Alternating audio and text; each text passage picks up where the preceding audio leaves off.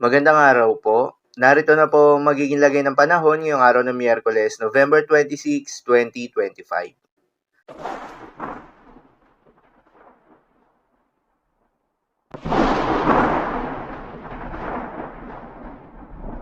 Sa kasalukuyan at ayon sa pag-asa, ang bagyong Verbena nga ay lumakas pa bilang isang severe tropical storm category habang ito ay nasa may West Philippine Sea. Huli itong namataan sa layong 280 kilometers east-northeast ng Pag-asa Island, Kalayaan, Palawan. Taglay ang lakas ng hangin na umaabot sa 95 kilometers per hour malapit sa gitna at pagbugso na umaabot sa 115 kilometers per hour, kumikilos pa westward sa bilis na 15 kilometers per hour. May mga lugar rin na posibleng makaranas ng pabugso-bugso ng hangin na hindi nakasailalim sa tropical cyclone wind signal na dulot ng bagyong Verbena at ng northeast monsoon. Kabilang dyan ang Ilocos Region, Cordillera Administrative Region, Cagayan Valley, Central Luzon, Metro Manila, Calabarzon, Occidental Mindoro at Palawan.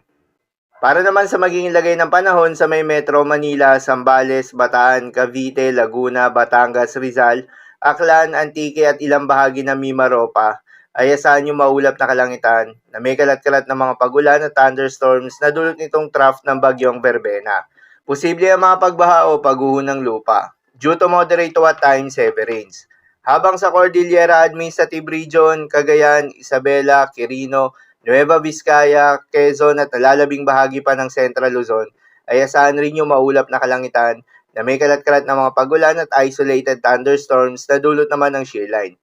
Posible rin na mga pagbaha o pagguho ng lupa due to moderate to at times heavy rains. Habang sa Ilocos Region at Batanes ay asahan naman yung maulap na kalangitan na may kasama mga pagulan na dulot ng northeast monsoon. Posible rin na mga pagbaha o pagguho ng lupa due to moderate to at times heavy rains. Habang sa Mindanao, Bicol Region, nalalabing bahagi pa ng Visayas ay asahan naman yung bahagyang maulap hanggang sa maulap na kalangitan na may kalat-kalat ng mga pagulan o thunderstorms na dulot ng mga localized thunderstorms. Posible rin na mga pagbaha o pagguho ng lupa during severe thunderstorms. Madalas nabobo ang mga thunderstorms na ito tuwing hapon o gabi na nagtatagal ng 1 hanggang 2 oras. Kaya naman ingat sa mga posibleng banta ng pagbaha at pagguho ng lupa, lalong-lalo na sa mga lugar na inuulan na noong mga nakarang araw pa. Para naman sa magiging lagay ng mga dagat baybayin, ayon sa Pag-asa ay may nakataas pa rin tayo na gale warning sa mga seaboards ng Batanes, Cagayan, kabilang ng Babuyan Islands, Ilocos Norte, Ilocos Sur, La Union, Western Pangasinan at Kalayaan Islands. Kapag ganitong may gale warning, pinapayuhan ng ating mga kababayang mangingisda at yung may mga maliliit na sasakyang pandagat na huwag munang pumalaot sa mga nasabing seaboards dahil inaasahan pa rin yung maalon hanggang sa napakalon na karagatan. So yun naman po para sa lagay ng panahon ngayong araw ng Miyerkules. Keep safe everyone.